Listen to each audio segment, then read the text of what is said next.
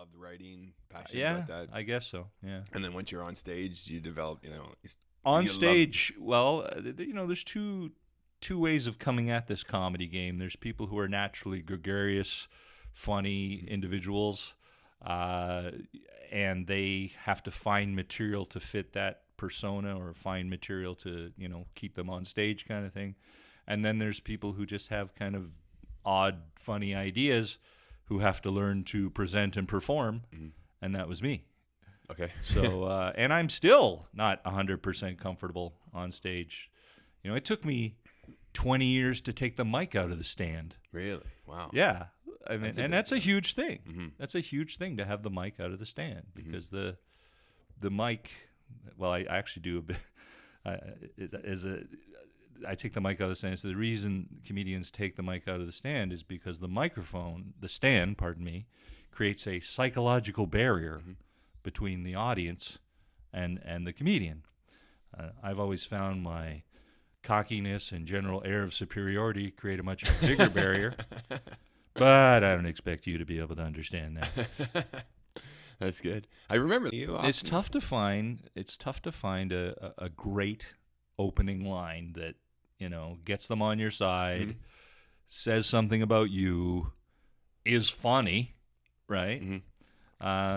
So I'm always looking for new opening lines. I've had dozens of them. Yeah. And I'm constantly looking for new ones. What's the favorite one that you've had?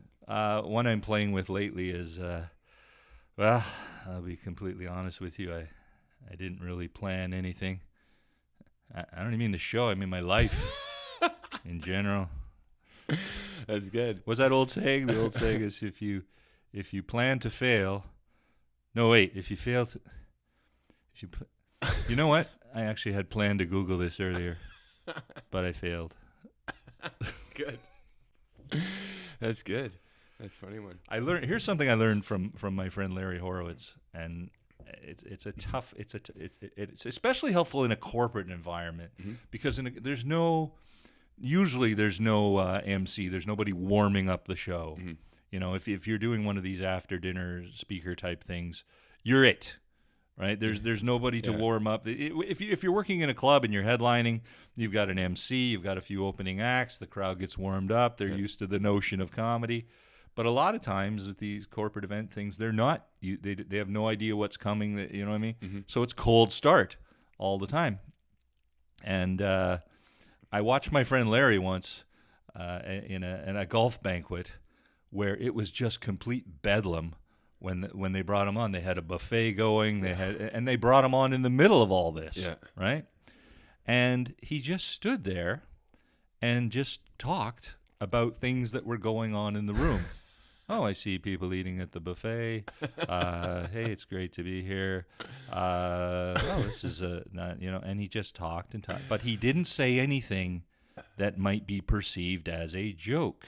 For the first 5 minutes or so, right? Because he was just getting them used to the notion that someone was actually there talking and getting them used to the fact that, hey, maybe you should listen to this. So, and it's a hard lesson to learn, but until you say something on stage that could be perceived as funny or not funny, they can't decide if you are or aren't. Right? I don't know what the damn solution is. Because the one thing a lot of things impressed me about you and your comedy, but the fact that you record it and then you listen to everything? Some of it I just kind of put it away and don't ever listen to it. But a lot of times, if I'm working on something, if I'm working on a particular piece or bit or trying to time something down to fit a specific, showcase parameter or whatever, then I will watch it, and I will not only watch it, but I will put it into a video editor and figure out exactly how long each bit is, exactly how long the average laugh on that bit is.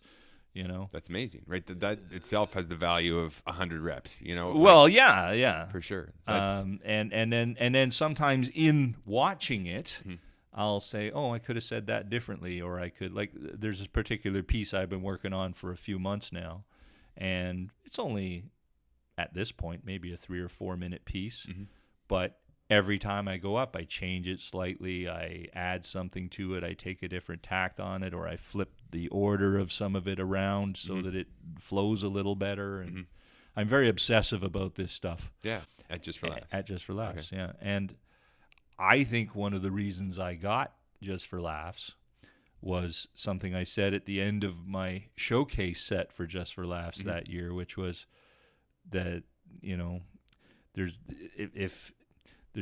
all these different sort of comedic characters, and if you're really quiet at the one end of the scale, then you're Stephen Wright. And if you're loud at the other end, you're Sam Kinison. But if you're just in the middle, who are you? Glen Foster, thank you. That's good. And that gave me a the little guy shiver. actually told me, said, yeah, it was that little bit you did at the end that sort of swung it for you. That was good. You had me hooked the whole time too. Let's talk about your creative process then. Where does it start from? I wish I knew. Just inspiration, just write down. The best jokes to me are things that just pop into your head and you're not sure where they came from, right? I mean, you can say I'd like to write a joke about such and such something going on in the news, and there's sort of a process for that, which I'm not fully aware even of my own process. But the best jokes to me are the ones that just pop into my head. And I'm like, I don't know exactly. I kind of know where that came from because I've been thinking about this topic or that topic, but the joke itself, where did that come from? I don't know. And do you write it down on your phone, a piece of paper? I email myself.